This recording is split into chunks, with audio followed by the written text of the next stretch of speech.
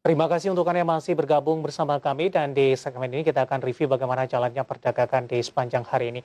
Dan kami ingatkan kembali Anda masih bisa secara aktif berpartisipasi dan bergabung bersama kami di telepon interaktif di 021 391 di 5201 dan juga ada WhatsApp interaktif kami di 0812 di 1398 di 3749 seperti yang tertera di layar televisi Anda.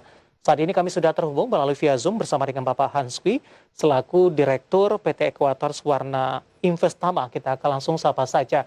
Pak Hans, apa kabar Pak? Ya, baik Pak. Terima Selamat kasih. siang. Ya, selamat siang juga Pak Hans. Terima kasih sudah meluangkan waktu di IDX Channel. Di penutupan sesi kedua, Pak, indeks harga saham gabungan ditutup di zona hijau, balik lagi ke level 6 ribuan dan tampaknya level ini mampu dipertahankan dari sisi sentimen lonjakan COVID terus terjadi dan penerapan PPKM darurat dari pemerintah.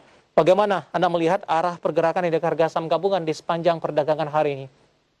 Ya, hampir panjang hari ini kita lihat hijau marketnya ya. Biarpun di pagi dibuka agak tipis, tapi dia terus menguat. Tetapi hampir sepanjang sesi satu sebenarnya marketnya agak flat pergerakannya ya. Jadi tidak banyak mengalami perubahan, tetapi cukup bagus karena hari ini market naik didukung oleh beberapa faktor. Salah satunya adalah kenaikan harga komoditas di global ya yang mendorong indeks kita bergerak naik gitu. Memang beberapa pekan sebelumnya pasar terus-menerus memantau dengan seksama, memperhatikan apa yang akan dilakukan oleh Federal Reserve dan beberapa data penting kan yang dilihat pasar dari inflasi. Dan di akhir pekan itu cukup melegakan bagi pasar gitu ya, karena data tenaga kerja Amerika ya, non-farm payroll itu memang naik, menambah datanya membaik gitu ya, ada 850.000 tambahan pekerja gitu ya, dan ini lebih baik dari ekspektasi pelaku pasar yang di 683 gitu, dan lebih baik dari periode sebelumnya 559.000 gitu. Tetapi kita lihat angka pengangguran Amerika malah bergerak naik dari 5,8 jadi 5,9. Kemudian kalau kita lihat dengan data seperti ini, kelihatannya Federal Reserve belum akan terlalu terburu-buru ya untuk merubah kebijakan mereka. Nah ini faktor positif ya, ditambah dengan kenaikan harga komoditas ini mendorong indeks kita hari ini bergerak naik. Ya, terkait dengan harga komoditas Pak Has, dan kebetulan juga topik pilihan kita untuk hari ini tadi ada batu bara. Sebenarnya tidak hanya batu bara, beberapa harga komoditas lainnya seperti minyak mentah juga mengalami penguatan yang signifikan. CPO yang sempat turun dalam sudah bergerak rebound kembali. Bagaimana Anda melihat pergerakan harga komoditas yang terus mencetak rekor Pak, terutama untuk batu bara di tengah pandemi COVID-19 ini? Ya. Sebenarnya kenaikan batu bara itu bukan terjadi dalam periode yang pendek gitu ya, udah terjadi dari awal tahun sebenarnya kenaikan komoditas. Nah jadi sekarang memang trennya masih kembali lagi melanjutkan penguatan, ini yang terjadi di pasar gitu.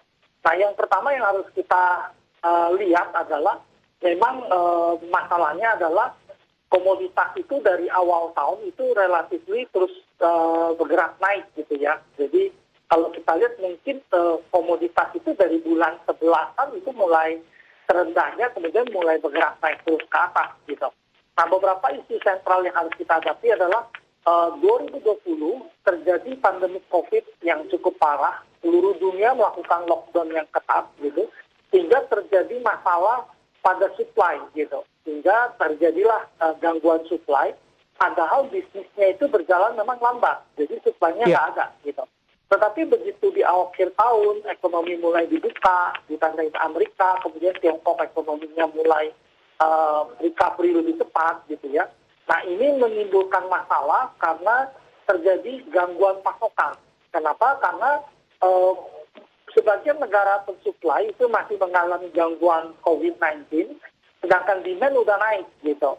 Nah oleh karena itu yang terjadi demand yang besar, karena 2020 stoknya habis, mendadak demand menjadi besar gitu di 2021. Nah, sedangkan negara pensuplai itu mengalami keterbatasan gitu ya untuk mensuplai. Nah, ini yang kelihatan langsung harga komoditas naik, kemudian kita juga melihat harga angkutan naik gitu. Angkutannya naik cukup banyak. Nah, ini yang menyebabkan pemerintah China, Tiongkok itu sangat keberatan dengan kenaikan komoditas karena akan menyebabkan inflasi yang terlalu tinggi dan akan memaksa bank sentral untuk menaikkan suku bunga gitu. Nah, ini akan mengganggu pemulihan ekonomi. Oleh karena itu, Tiongkok terus-menerus menyerukan untuk mengerem kenaikan harga komoditas gitu. Baik, Pak Hans, di penutupan sesi kedua, beberapa saham dari pertambangan batubara hari ini mengalami penguatan yang cukup signifikan, Pak. PTBA menguat di 4,37%, ITMG memimpin penguatan di 10,54%, Adaro 4,45%, Indi di 4,21%. Nah, bagaimana prospeknya, Pak Hans, untuk jangka pendek, terutama bagi yang baru ingin masuk ke dalam saham-saham pertambangan batubara ini? Sekaligus kita menjawab pertanyaan dari Julian di Manado, yang sudah berpartisipasi di WhatsApp interaktif kami. Saham call yang masih bisa entry ini saham apa saja? Analisis Anda untuk pertambangan batubara, Pak Hans. Ya, batu bara ini bagaimanapun masih sangat dibutuhkan di dunia ya, gitu. Karena begitu ekonomi dunia mulai jalan, demand listrik naik, gitu. Dan salah satu yang sangat diandalkan untuk listrik sendiri itu adalah pembangkitnya dari tenaga batu bara, gitu. Biarpun batu bara secara umum itu ada tantangan. Di dalam negeri kan ada wacana, ada pajak karbon ya, gitu. Jadi dengan hadirnya wacana pajak karbon itu, ini agak sedikit menyulitkan sebenarnya bagi industri batu bara. Tapi kita harus ingat bahwa tidak mudah untuk mengganti pembangkit listrik yang udah ada. Gitu. Jadi pembangkit listrik itu sebagian besar adalah tenaga batu bara, gitu. Dan kita tidak gampang untuk segera men-switch, berubah itu jadi sesuatu yang ramah lingkungan, gitu. Baik. Nah, sehingga isu tentang pajak karbon sendiri itu mungkin akan mengganggu memang bagi batu bara, tetapi kita pikir butuh waktu ya untuk benar-benar menekan harga batu bara untuk bergerak turun ke bawah, gitu. Pak Hans, secara teknikal yang batu bara yang masih Anda rekomendasikan dengan penguatan yang terjadi di penutupan sesi kedua hari ini? Adaro masih cukup menarik menurut kita ya, Adaro gitu ya. Jadi mulai bergerak naik tapi belum kelihatan naik sangat signifikan karena sempat level resistennya ada di 14.05 gitu ya. Sedangkan saat ini harga masih 12.90-an gitu ya. Jadi masih ada peluang untuk membeli Adaro gitu ya. Kemudian kalau kita lihat yang lain, ITMG agak statis pergerakannya ya. Jadi baru mulai bergerak naik ke atas. Kita pikir ini juga bisa jadi salah satu yang spekulatif buy saham ITMG gitu. Kemudian kalau kita lihat saham yang lain, PTBA juga ini mulai mengalami pergerakan naik. Kita pikir PTBA juga masih bisa jadi pilihan kita. Oke, di level penutupan sesi kedua di perdagangan hari ini masih direkomendasikan masuk, Pak? Atau ada peluang profit taking normal terlebih dahulu, Pak Hans? Ya, kalau kita pikir mungkin kita berharap ada sedikit profit taking yang terjadi. Jadi harga batu bara sendiri ini naik karena masalahnya ada di minyak ya. Minyak mendadak naik cukup tinggi ya di hari ini, sesi ini, karena OPEC itu tadinya kan harusnya ada pertemuan nih. Tetapi nampaknya OPEC membatalkan pertemuan mereka karena ada masalah. Uni Emirat Arab, salah satu anggota OPEC ya, itu menolak ya untuk kesepakatan perpanjangan 8 bulan untuk pembatasan produksi. Nah, tetapi masalahnya karena tidak ada pertemuan tadi, jadi mereka menjadi ragu gitu bahwa OPEC mungkin kapan nih akan bicara lagi tentang kemungkinan menaikkan produksi gitu ya. Mengingat harga itu udah naik lumayan ya. Untuk Brent kan udah di 77 ya posisinya saat ini gitu. Baik, Pak Hans, dari batubara kita beralih ke komoditas lainnya, Pak. Ada Antam dan MDKA, emiten produsen emas ini, Pak Hans, hari ini juga mengalami penguatan signifikan. Ada korelasi tidak, Pak, untuk Antam dan MDKA, Pak Hans?